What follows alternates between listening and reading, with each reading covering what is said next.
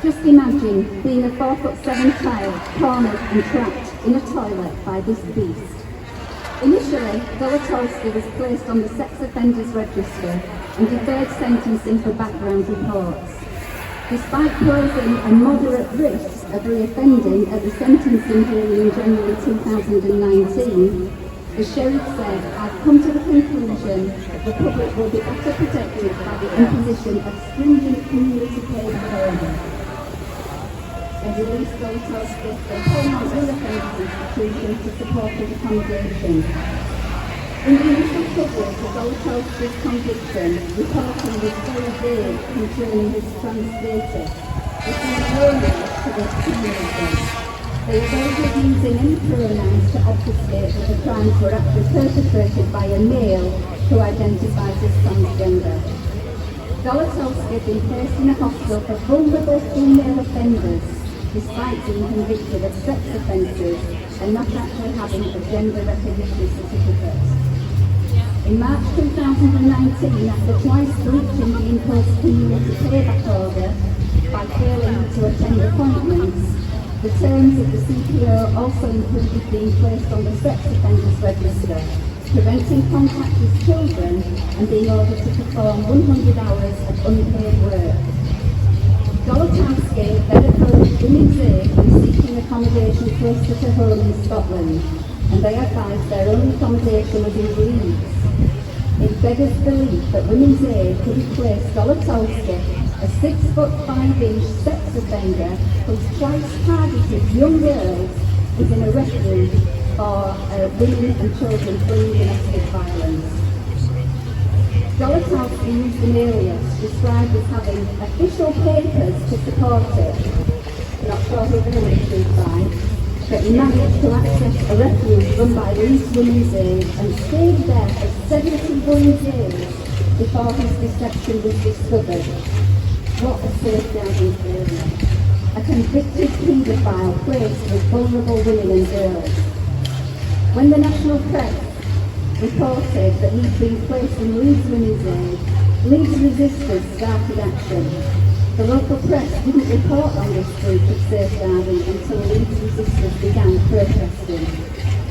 In October 22, Zolotowski appeared at the Clodagh Sheriff Court on Tuesday the 18th of October after breaching the imposed sex offender notification requirement to inform police of any new address. Then 22, he admitted failing to notify a change of address between June 13 and September 9, having made the deliberate decision not to report a move back to Fife from Leeds because that address was presumably unsuitable due to the proximity of children. He again escaped a prison sentence despite this being the third breach and was placed on curfew for 4 months. The sheriff apparently emphasised it was a direct alternative to custody and further breaches could see him in jail. Zolotowski was convicted at Falkirk Sheriff Court of assaulting a fellow male prisoner, Peter Patterson, then aged 20. Witnesses saw Zolotowski holding Mr. Patterson over a table and punching him to the back of his head. This assault was perpetrated while Zolotowski was serving a sentence from Glasgow Sheriff Court, following yet another assault while staying accommodation in the prison. He appeared in court for sentencing for the prison attack in January 23 and was handed a strictly deferred sentence and released under strict conditions. The sheriff expressed great concerns about his ability to comply with statutory provisions of community, noting the defendant's very lengthy record.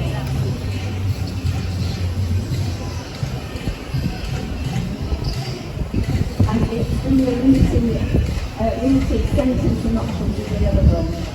The sheriff ordered Zolotowski to appear in court again on 16th of March for a review hearing, but he was basically free on the basis that they didn't know what to do with him. Zolotowski will reoffend. His offending is escalating, and he is a very large example of how safeguarding has been totally abandoned in the rush to be inclusive and not to accept men's feelings, all at the expense of women and children's safety.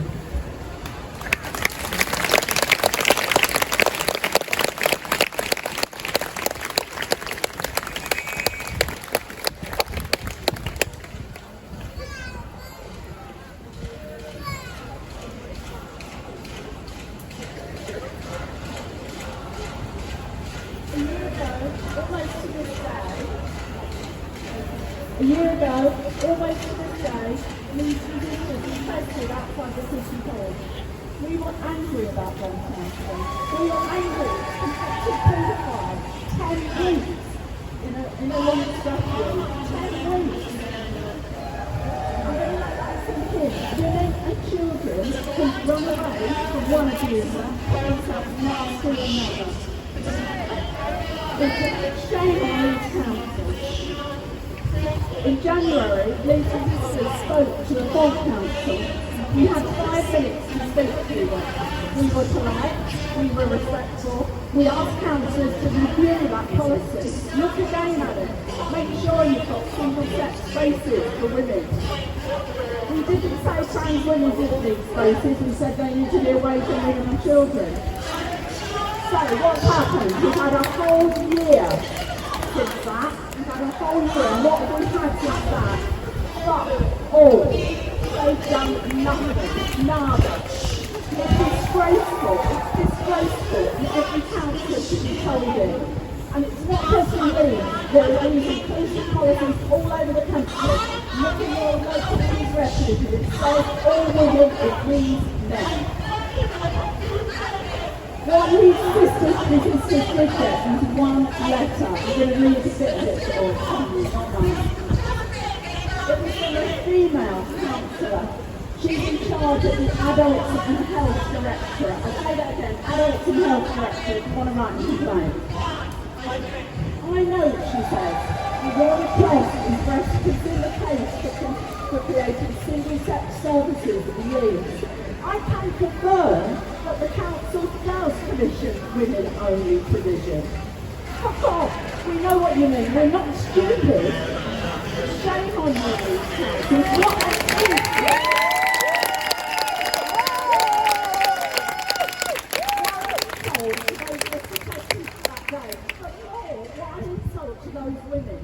I bet my bottom dollar that that woman writes in a letter to me has never run away in the night. I bet he's never had to change her children's names because he's phoning all the schools. It's so shameful that councils are doing this. They're doing it for an ideology because they want to get in with the right group because they are ambitious. They do not care about ordinary women. People like Jolitowski, as Jelly said, he will revenge. This will happen again and again. We're told every time that no, this is nothing. There are no people like this. However, we know there are. Andrew Miller, Barbie Kardashian. There's loads of these people. Go on Trans Rights UK and see these people. They're playing Russian roulette with us. That's what they're doing. They're taking a chance on safeguarding. They're chancing that it won't happen here. I bet every single Leeds council, as soon as Dollar Council was taken back to school, I bet they said, thank fuck it didn't happen here. But they allowed it now to happen somewhere else.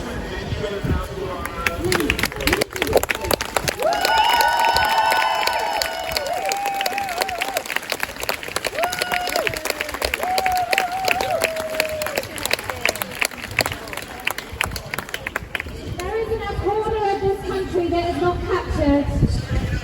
Leeds is just a small example of everywhere that's captured. I recently went into a school and I recorded the conversation which I'm going to publish once I've taken out all the names. But those teachers, I walked into the school and I was met with an absolutely enormous no outsiders rainbow. And this was a primary school. And all up and down the country, primary schools have lost their single-sex provisions. They didn't have a single female-only toilet in that school. So I said to them, well, where are the sinks? And they said outside. And I said, well, what about washing your hands?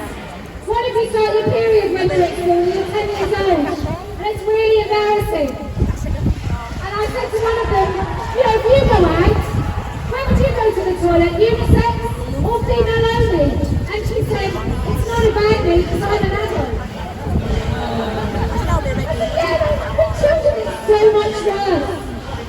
So much worse. What we're doing with these little things that may seem harmless, they probably don't to us, but to other people, I mean, they said they had a gender neutral toilet. because children were chatting in the toilet. I said that's a discipline issue, not a get rid of all their privacy issue.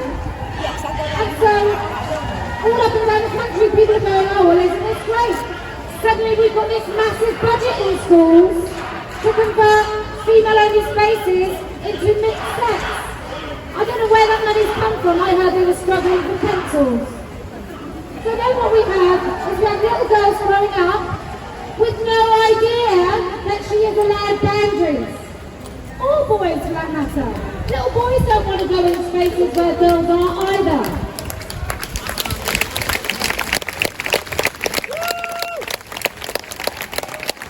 It is the encroachment, bit by bit, of everything we have taken for granted, and that each and every one of us normal people, we think that why would anyone, of course no one's going to take away the female-only toilets in schools. Of course nobody is going to say, we asked this teacher, what if there's a little boy on a residential who thinks he's a girl, is he sleeping in with the girls? And she said, well, we would have to deal with that. And I was like, why isn't it no? Like, why isn't it just no? How is these conversations starting from a place of case-by-case basis, rather than no? Convince me why it's okay to put that boy in. Don't make me tell you why it's not. Because that should be an absolute given.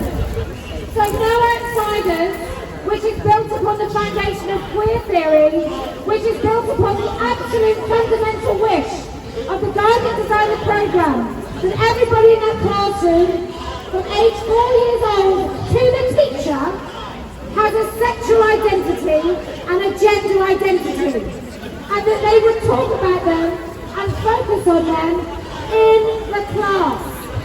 So if your school is no outsiders, and you want someone to come in with you, I agree.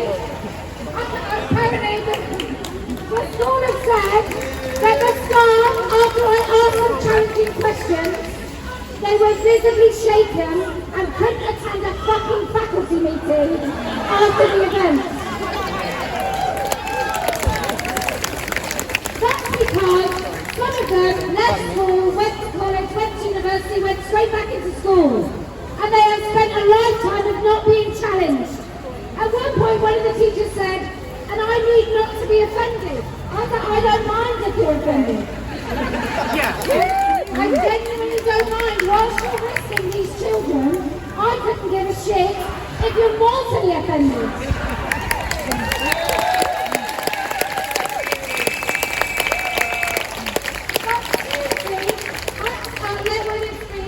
We are running a programme now where our local women in all different parts of the country are making themselves available. If you just need someone to sit next to you so you feel a bit braver in what you need to say, whether it's in a school, whether it's in an elderly nursing home, whether it's going to a hospital appointment, where maybe you don't feel comfortable saying, hey, I've got stage 4 cancer, can you just make sure I'm not touched by a broken address? If you want somebody else to be with you to either say that for you or stand next to you so you can feel strong enough to say it yourself, that is what Let Women Speak is about. It is literally about Let Women Speak.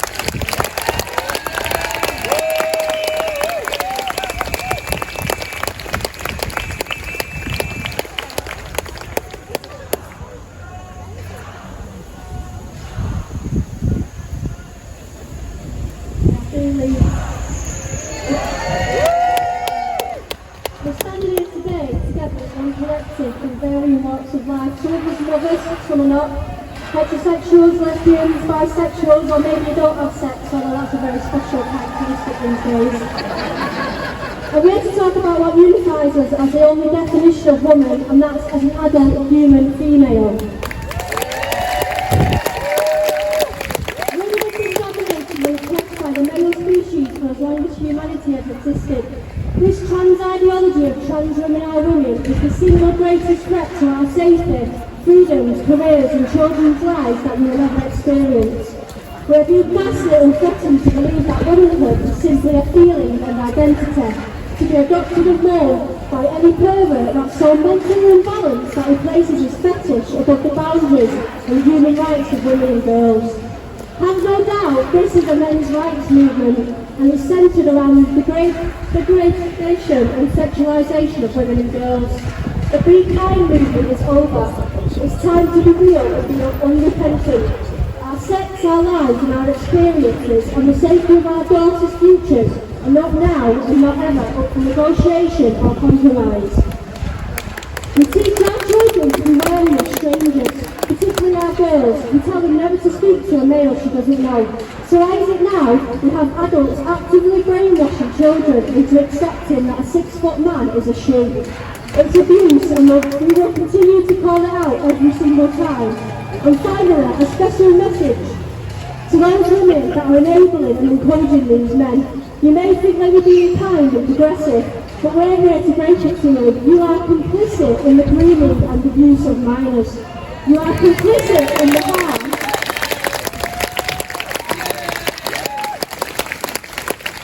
You are complicit in the harm of already traumatised females, and you are complicit in the erasure of not only their own sex-based rights, but those of our daughters and children.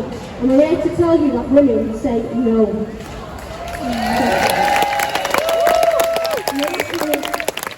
The simple step of a courageous individual is not to take part in the lie.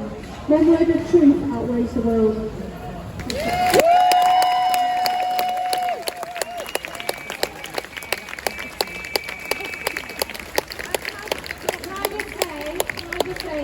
There is no queue, so if you want to speak, I'll just pick you, but I don't want there to be a queue because then it makes me feel like I'm being told what to do. I'm not very good at that. Yes.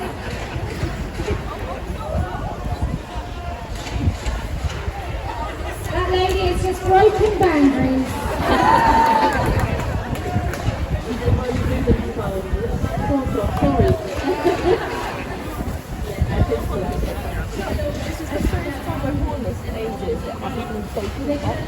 When I was wearing it before, I didn't like now taking away our right to our sex legally recognised. So the Scottish Court of Sessions, or whatever it's called, has decided that Sex and Equality Act means legal sex. So that means women, female sex, is no longer legally recognised. We are not in the law. We don't exist lawfully. We only exist as legal women, which is basically what a woman is in some men's heads. We are now redefined by men who want to be women as that's what they think of what a woman is. And a female human has no legal recognition, and sex is biological sex, is real sex, is our physical reality, is no longer a protected category. And I said the Equality Act was passed after the Gender Recognition Act, but it is the successor of the Sex Discrimination Act and of the Equal Pay Act. In both those acts it was very clear that we're talking about women, female humans, that we do need recognition and special accommodation and being protected from unlawful discrimination.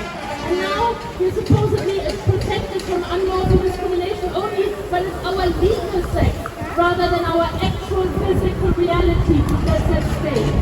So yes, they are taking away our rights, they are taking away our legal recognition, and they are taking away our spaces. They could have gone to other squares. There are other squares in the city. They come to this square because this is the square where women chose to speak.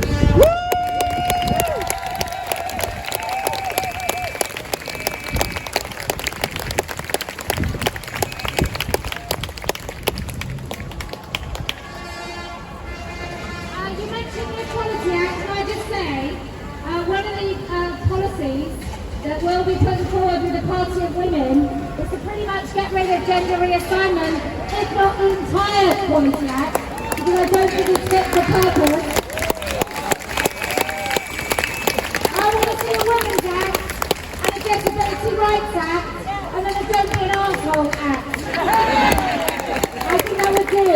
Actually, the Equality Act mostly is used in employment tribunals, so maybe if we could just have decent employment rights that protect both the worker and the employer, then we don't need to use this act. That predominantly someone gets treated badly, and if they've got a special characteristic, they will use it in an employment tribunal. But the rest of the time they're absolutely useless, as we all know, because there is nothing more sex discriminating than taking away female-only bloody spaces. And I think it goes without saying that the Gender Recognition Act is an absolute barney load of fiction, and we would repeal that.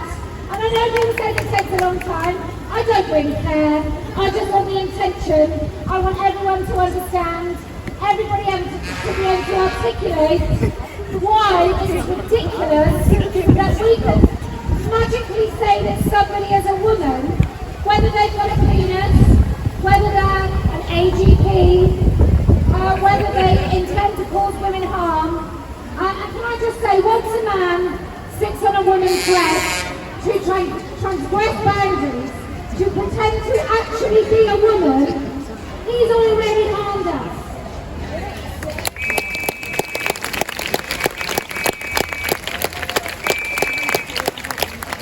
And any organisation that purports to speak for women will also at the other side of their mouths say that men who are AGPs are fucking harmless are not on our side.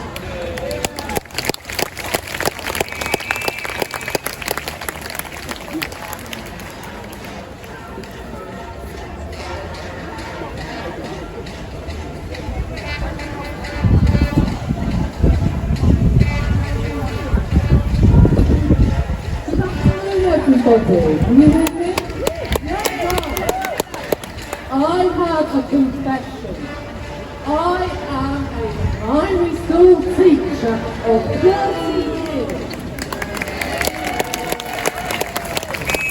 I know we are partly responsible because we thought we were being kind. Terrible mistake. I went and taught abroad for 10 years, and then I came back, and I went to Scotland, and I thought, shit, what happened? I wasn't allowed to tell a child they didn't change sex. I had to go along with anything they said. I thought, what's going on? Where has safeguarding gone? And I went into the and I went into the head teacher's office and I said, look, I know I've got some year sixes in my class. I cannot teach them their health education, their sex education. You are using educate and celebrate. And by then, I've seen enough, I've been following Penny J. Those words were seared into my brain. And I had a good look at the curriculum. And I thought, not suitable. And the head teacher and the deputy head teacher sat down and they wrote their own version and took out all the crap and just left it as biology, relationships, how to get on with it. And that's what we've got to get back to. So I'm calling out to all my colleagues here, Scotland and America, Australia, you are responsible for these children's mind, heart and body. That's what you joined up for. That's what I joined up for. I didn't join up for this parade. So, speak up, teachers. I know there's many watching. I know there's many listening online. Stand up and speak. You can do it.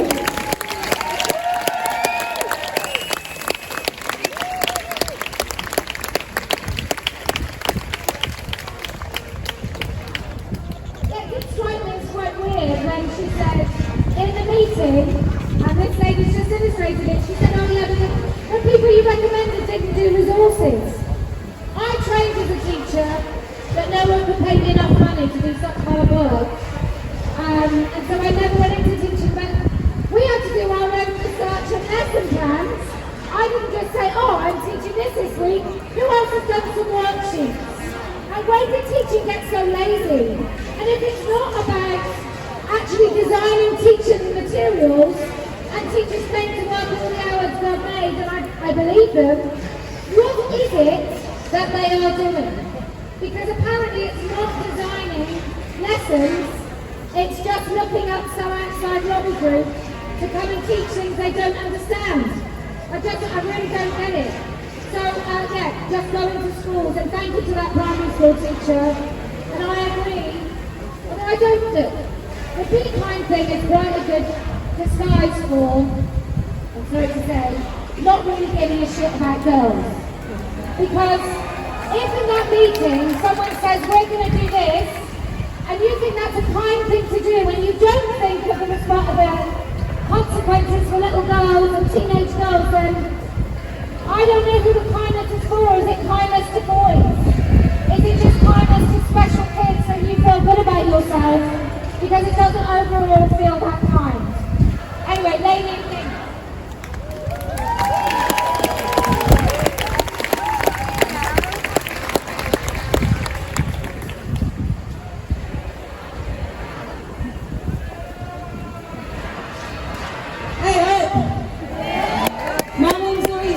And I'm from Wakefield.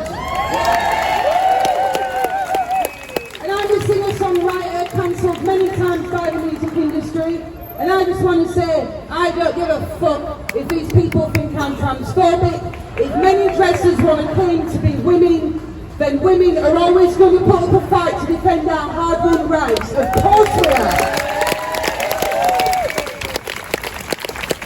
When I wrote my new album, Beauty After Bruises, I wrote these songs about women speaking, not self-censoring, and honouring the parts of ourselves that we look away from. Everything in my life starts with me being a woman, and a woman is an adult human female. I stated this radical biological fact in an interview back in May, and since then the music industry has shut all its doors on me. The platforms that once championed me have now denounced me as a Nazi and a transphobe. Billy Bragg's giving me fucking fashion advice on Twitter. I'm being stalked and threatened by trans rights extremists. One of them is my own brother. I had to take him to court to get an injunction. He's being investigated by the police. When I asked my booking agency Midnight Mango for help to keep me safe at my own gigs, the managing director, Matt Bartlett, he didn't acknowledge that there was a risk to my safety. He just said, our position as a company is clear. Trans women are women, and if you continue to publicly deny that trans women are women, your position will have detrimental effects on your musical career. In the past